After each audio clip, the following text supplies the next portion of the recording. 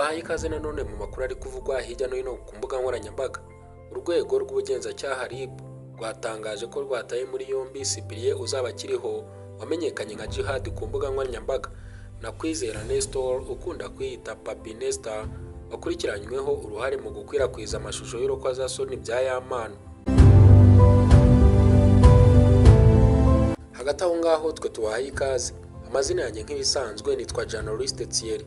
Ibuka gukanda subscribe niba utarayikanda. You are welcome.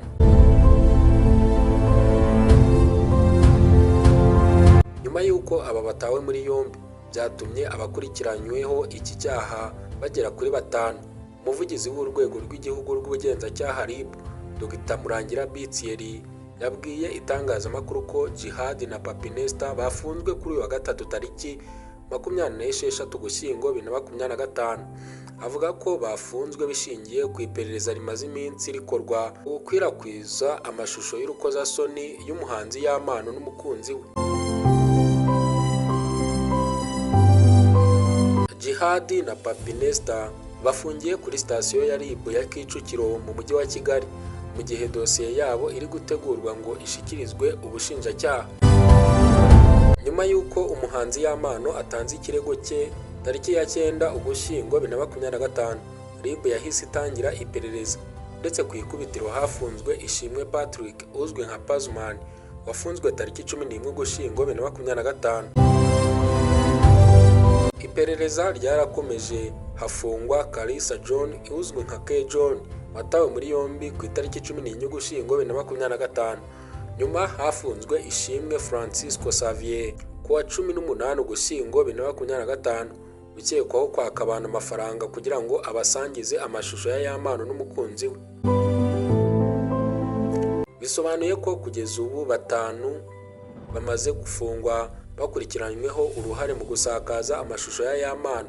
RIB ivuga ko izakomeza gukora iperereza kugeza kuri buri wese wakwirakwije ari amashusho byaba uyu munsi cyangwa mu gihe kizaza.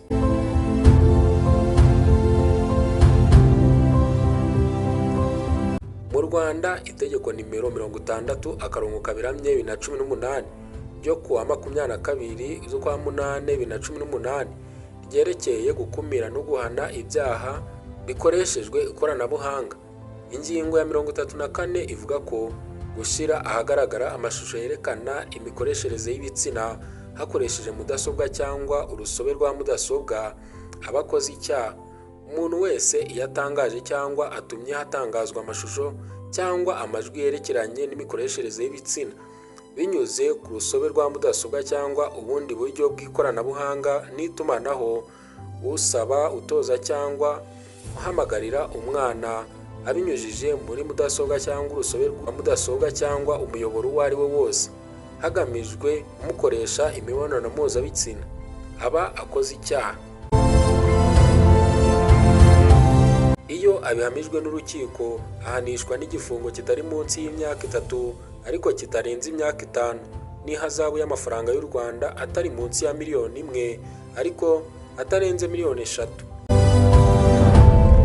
Ingingo ya 38 ivuga ko umuntu wese utangaza, wohereza cyangwa utuma hatangazwa ubutumwa ubwo ari bwo bwose bw'urukozasoni akoresheje mudasobwa cyangwa urusobe rwa mudasobwa abakoze icyaha. Iyo abihamijwe n'urukiko ahanishwa n'igifungo kitari munsi y'amezi 6 ariko kitarenze imyaka 2 n'ihazabu y'amafaranga y'u Rwanda atari munsi ya miliyoni 2. Iyo ubutumwa bw'urukozasoni bwavuzwe haruguru budahuye n'ukuri cyangwa bureba umwana wahamwe n'icyaha ahanishwa igifungo kitari munsi y'imyaka 3 ariko kitarengeje imyaka 5 n'ihazabu y'amafaranga y'u Rwanda atari munsi ya miliyoni ariko atarenze miliyoni 3.